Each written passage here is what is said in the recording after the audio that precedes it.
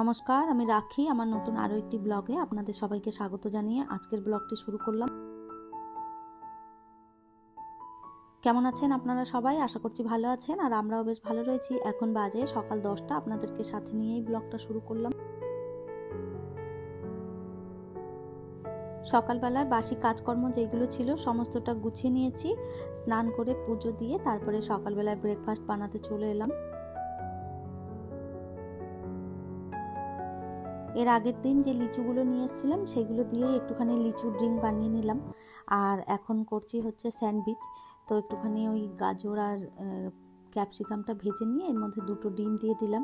তো আজকে একটু আলাদা রকমভাবে স্যান্ডউইচটা বানাচ্ছি।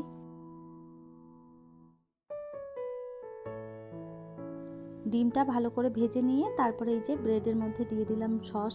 এখানে সস বাদে আপনারা পিৎজা সসও দিতে পারেন, তো আমার কাছে পিৎজা সসটা ছিল না, সেই জন্য আমি সস দিয়ে দিলাম। আর এরপরে যে ভেজে রেখেছিলাম ডিম, ক্যাপসিকাম, পেঁয়াজ, ওটাও দিয়ে দিলাম। আর ওপর থেকে একটুখানি দিয়ে দেবো চিজ। তো গরমের মধ্যে না চিজটা একটু কমই দিলাম, বেশি চিজ গরমে খেলে খুব অসুবিধে হবে, তো ওই জন্য অল্প করে দিয়েছি। আর এরপরে ওপর থেকে দিয়ে দিচ্ছি অরিগানো, আর তারপরে দিয়ে দেবো হচ্ছে চিলি ফ্লেক্স। এই মুহূর্তে আপনারা যারা আমার ভিডিওটি দেখছেন প্লিজ একটি লাইক করে দেবেন, আর আমার ভিডিওর কোনো অংশ যদি আপনাদের ভালো লেগে যায় কমেন্ট করে জানাতে ভুলবেন না। এই ধরনের ভিডিও যদি আপনারা আরও দেখতে চান চাইলে কিন্তু আমার চ্যানেলটিকে সাবস্ক্রাইব করেও রাখতে পারেন। কাজটি যারা অলরেডি করে রেখেছেন তাদের অসংখ্য ধন্যবাদ।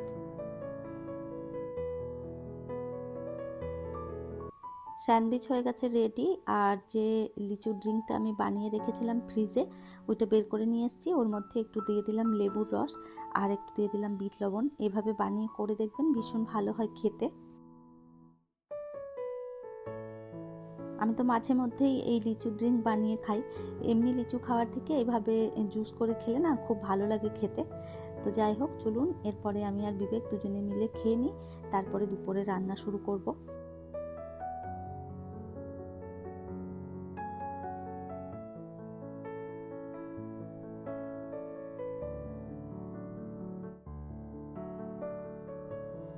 প্রথমে রান্নাঘরটা একটুখানি গুছিয়ে নিই, কেননা চারিদিক ছড়িয়ে ছিটিয়ে রয়েছে। এই অবস্থায় রান্না করতে গেলে না দেখা যাবে যে তাল খুঁজে পাবো না রান্নার। তো ওই জন্য ভাবলাম যে কয়েকটা জিনিসপত্র যেগুলো বের করেছি সব জায়গা মতন রেখে দিয়ে তারপরেই আর কি রান্নাটা শুরু করব। আজ হচ্ছে বৃহস্পতিবার, আর আমার শাশুড়ি মা আসবেন। তো আজকে আমার শাশুড়ি মা দুপুরবেলার দিকে আর কি আসবে, আর তার সাথে আমার ভাসুর আসবে আর কি দিতে মাকে। তার সঙ্গে আসবে হচ্ছে ভাসুরের ছেলে। তো তিনজনে আসবে বাড়িতে, সেই জন্য একটা বড় হাঁড়িতে আর কি ভাতটা বসাচ্ছি। আসলে এখন স্কুল ছুটি রয়েছে গরমের, তো সেই জন্য আমার ভাসুরের ছেলে আর কি বলল যে আমি ঘুরতে যাব। তো সেই জন্যে আর কি ওরা আসছে। আমাদেরকে যেতে বলেছিল, তো আমাদের আর যাওয়া হয়নি, ওরাই বলল যে আমরা আসব। তো যাই হোক, ওরা যখন আসবে বলেছে তো আমি বললাম ঠিক আছে তোমরাই আসো। তো এসে কয়েকদিন থাকবে, বেশি দিন হয়তো খুব একটা থাকবে না। আমার ভাসুর ছেড়ে দিয়ে ওদেরকে আবার ওই বিকেলবেলার যে গাড়ি আছে সেটা ধরে চলে যাবে। আর মা আর আমাদের রাকেশ হচ্ছে আর কদিন থাকবে। তো এই যে ভাতটা বসিয়ে দিলাম। আর আজকে যেহেতু বৃহস্পতিবার, তো সেই জন্য মাছ মাংস কিছুই রান্না করব না, একটুখানি ডাল করব আর তার সাথে করব মাশরুম। বৃহস্পতিবার মানেই যে আমাকে নিরামিষ খেতে হবে সেরকমটা আমি খুব একটা মানি না। আমি কোনো দিনই আর কি সেরকম মানতে পারি না যে এই দিনটাতে আমাকে নিরামিষই খেতে হবে। আমি যখন নিরামিষ হয় তখন নিরামিষ খাই, আবার যে কোনো দিন মাছ মাংসও আমি কিনে নিয়ে চলে আসি। তো এই হচ্ছে আমার ব্যাপার।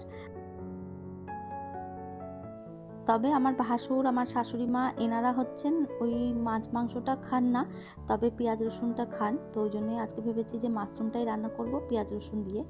তো ওই মাশরুমটা আগের দিনই এনেছিলাম, আপনাদের তো ব্লগে দেখিয়েছি। তো আজকে ভালোই হয়েছে, মাশরুমটা আনাও হয়েছিল আর আজকে রান্না করা হয়েও যাবে। এক প্যাকেট মাশরুম আনলেই আমার আর বিবেকের সুন্দর মতন হয়ে যেত। তবে কালকে এত ফ্রেশ মাশরুম দেখে 2 প্যাকেট নিয়েছিলাম। তবে দেখুন আজকে ভাবছিলাম মনে মনে যে 2 প্যাকেট মাশরুম নিয়ে ভালোই করেছিলাম, নাহলে আবার একটা যদি মাশরুম আনা হতো তাহলে সবার হতো না। তো যাই হোক, 2 মাশরুম এনে ভালোই করেছিলাম। আর এখন এই যে মাশরুমটার ভেতরে একটা আলুও দিয়ে দেবো বড় দেখে, আর 2 পেঁয়াজ দেবো, তাহলে আর একটু বেশি হয়ে যাবে। মাশরুমটা ভালো করে ধুয়ে নিয়ে তারপরে আর কি মাশরুমটাও কেটে নেব, আর এইদিকে আলু পেঁয়াজ সমস্ত যা যা আর কি আমার প্রয়োজন সমস্তটা কেটে নেব। আর এইদিকে ডালটাও বসিয়ে দিয়েছিলাম, উপর থেকে ফেনাগুলো একটু ফেলে দিলাম। আর এদিকে চলুন যা যা সবজি রয়েছে সেগুলো একটুখানি কেটে নিয়ে তারপরে আর কি রান্নাটা বসাবো। বেশি কিছু রান্না করব না, ওই বেগুন ভাজা, ডাল আর তার সাথে মাশরুমটা করব। এই 3টে পদ রান্না করলেই হয়ে যাবে। এখন যেহেতু অনেক গরম পড়েছে, গরমের মধ্যে খুব বেশি খাবার খেতেও ইচ্ছে করে না, আর উনুনের কাছে দাঁড়িয়ে রান্না করতেও ভীষণ কষ্ট হয়। তো যাই হোক, এইটাই এখন মোটামুটি বানাই, তারপরে বাকি আবার রাতে দেখা যাবে। মাশরুম খেতে আমাদের বাড়িতে সবাই ভালোবাসে। আমি, বিবেকের বাবা বিবেক, আবার আমার শাশুড়ি মাও ভীষণ পছন্দ করে। এর আগেরবার যখন মা এসেছিল তখন আর কি মাশরুম এনে অনেকবার রান্না করেছিলাম। তো মা এই মাশরুমটা খেতে দেখেছি বেশ পছন্দ করেছে। আর আমাদের ওই দিকটাতে খুব একটা পাওয়া যায় না, আর পাওয়া গেলেও এরা আর কি আমার যা যে সে আর কি এতটা ভালো রান্না করতে পারে না মাশরুমটা, তো ওই জন্যে আমার ভাসুর কখনো আনেও না। আর আমাদের এই দিকটাতে যেমন সবসময় পাওয়াও যায়, আবার আমি মোটামুটি রান্নাটা ভালোই করি। আর এভাবে মাশরুমটা রান্না করলে বেশ ভালোও হয় খেতে। আর এই তো সমস্ত কিছু কেটে একদম গুছিয়ে নিয়েছি। আর এইদিকে ডালও হয়ে গেছে আমার সিদ্ধ। এর মাঝখানে আমি সজনে ডাঁটা কেটে তারপরে ডালের মধ্যে দিয়ে দিয়েছিলাম। আর আজকে না ডালটা এই উপর থেকেই ছক লাগাবো, এইভাবে অনেককে দেখেছি করতে, তবে আমি কখনো করিনি, আজকেই প্রথমবার দিলাম। তবে ভালোই হয়েছিল ডালটা খেতে, জানেন তো। সজনে ডাঁটা দিয়েছিলাম আর উপর থেকে ওই 5 ফোড়ন সোমবারে দিয়েছিলাম। তো এদিকে ডাল হয়ে গেছে, আর এদিকে আমি বসিয়ে দিলাম মাশরুমটা। আলু পেঁয়াজটা ভালো করে ভেজে নিয়ে তারপরে এর মধ্যে টমেটোটা দিয়ে দিয়েছিলাম। টমেটোটাও একটুখানি নেড়ে চেড়ে তারপরে বাকি মশলাগুলো এর মধ্যে দিয়ে দেবো। এখানে দিয়ে দিলাম আদা রসুনের পেস্ট। ভালো করে আদা রসুনটা একটু নাড়িয়ে চাড়িয়ে ভেজে নেব যতক্ষণ না কাঁচা গন্ধটা আর কি চলে যাচ্ছে। ভালো করে আদা রসুন ভাজা না হলে একটা কাঁচা কাঁচা গন্ধ ছাড়ে, তখন তরকারি খেতে ভালো স্বাদ হয় না। তো যাই হোক, ওপর থেকে নুন দিলাম, জিরে গুঁড়ো, ধনের গুঁড়ো, হলুদ, লঙ্কা গুঁড়ো সমস্তটা দিয়ে ভালো করে মশলাটা কষিয়ে নিয়েছিলাম। আর এরপরে ওপর থেকে দিয়ে দিলাম আর কি মাশরুমটা। অল্প একটু নেড়ে চেড়ে জল দিয়ে দেবো। মাশরুমে খুব বেশি জল দিতে হয় না, কেননা মাশরুম থেকে এমনিতেই জল বের হয়। তো ওই দিকের কড়াইটা আমি বসিয়ে দিয়েছি ওই সাইডে, আর ততক্ষণে এই দিকে ছোটো কড়াইটাতে বেগুনটা ভেজে নিচ্ছি।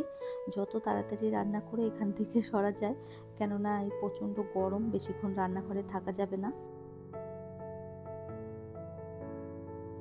একসাথেই সমস্ত বেগুনগুলো দিয়ে দিয়েছিলাম, এরপরে পাল্টে পাল্টে একটা একটা করে ভেজে তুলে নিচ্ছি। যেটা ভাজা হয়ে যাচ্ছে সেটা আগে তুলে নিচ্ছি, আর যেটা ভাজা হয়নি সেটা একটু পরের দিকে করে তুলবো। তো এইভাবে সমস্তটা বেগুন ভেজে নিয়েছি। আর এইদিকে আমার মাশরুমটাও হয়ে গেছে রেডি।